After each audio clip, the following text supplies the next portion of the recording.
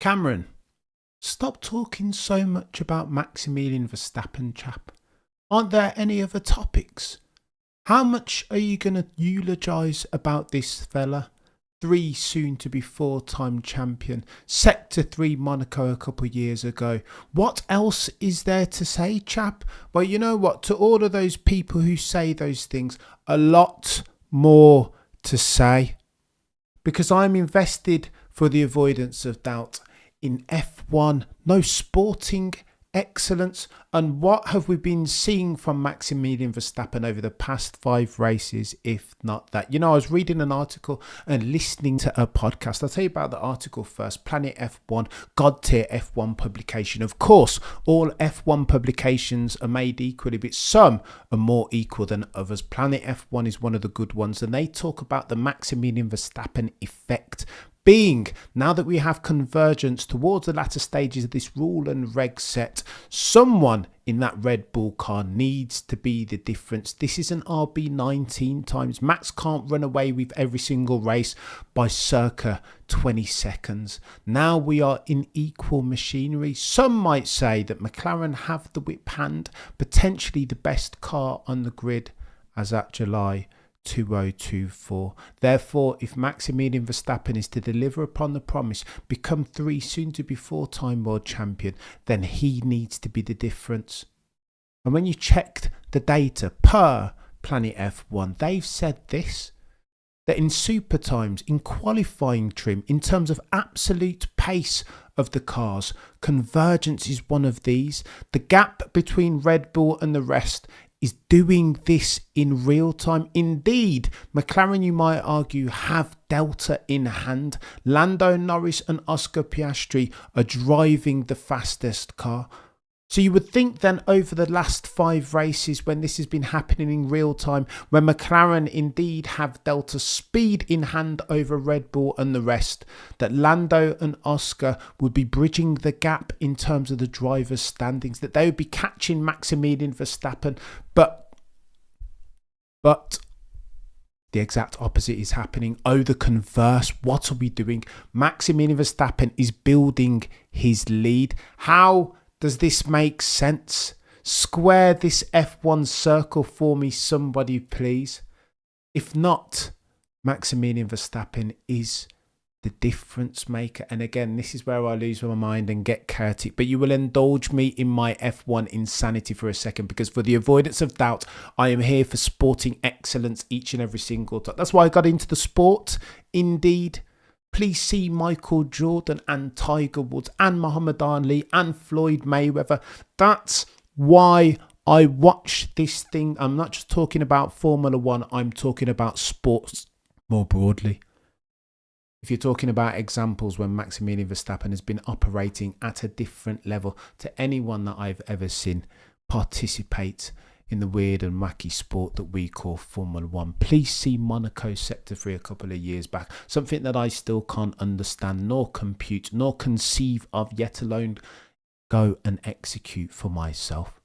Please see the Austrian Grand Prix qualifying session, a lap that I've watched at least half a dozen times already, and will continue to watch with a view to understand how this dude put together a lap that makes me feel like I have vertigo when I'm watching the onboard. It makes no sense. I can't comprehend what he's doing on the exit of turn 6, how he avoids the curbing only to then go in straight line the next curve, narrowly avoiding the curbing on the outside. He's operating on the fine margins of what we can execute, what we can do as human beings and F1 drivers. And that's why I will never be shy around talking to what this chap is doing in real time and trying to dissect for it.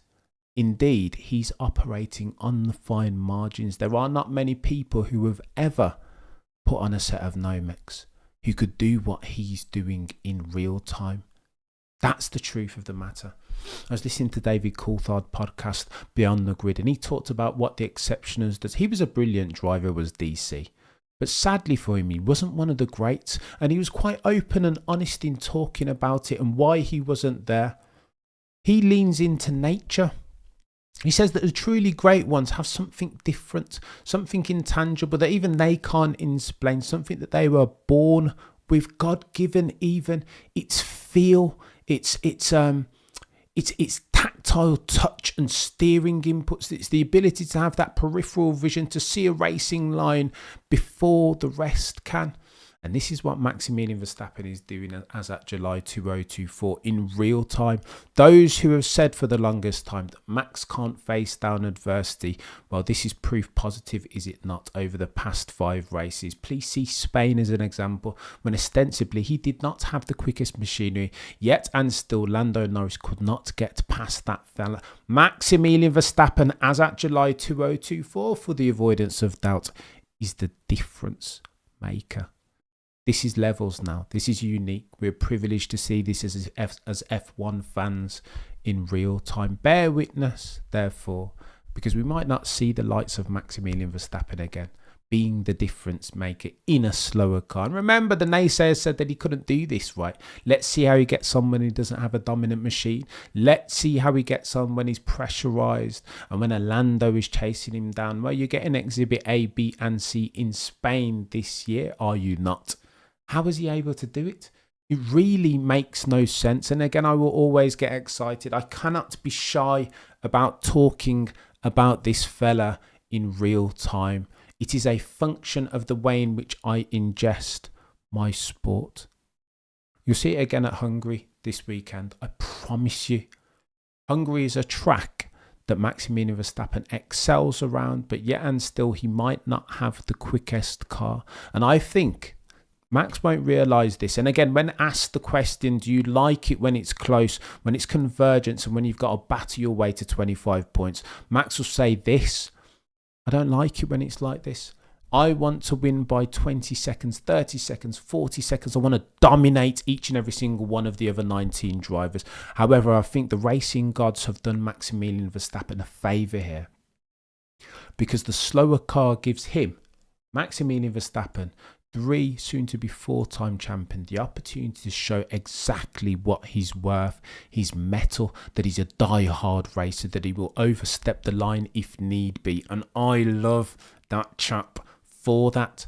The qualifying laps that nobody else, not named Sir Lewis, Carl, Davidson, Hamilton, can do on that grid. Now that there is convergence, it's Maximilian Verstappen's time to shine, is it not?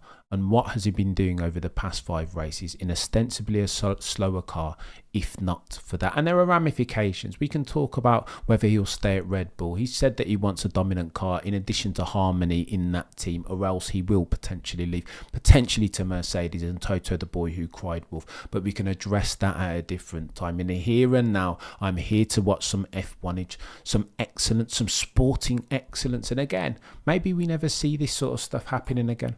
I'm not sure I can remember ever seeing a lap like what he put down in the Austrian Grand Prix qualifying. It looked like a sim lap. And again, at this point, how are we not lost for words?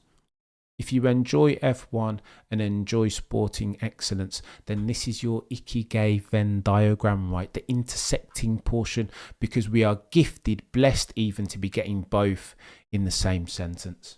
Oh, the humanity.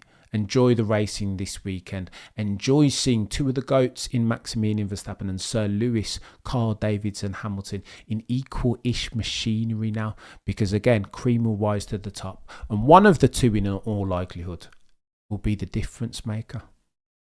But I digress.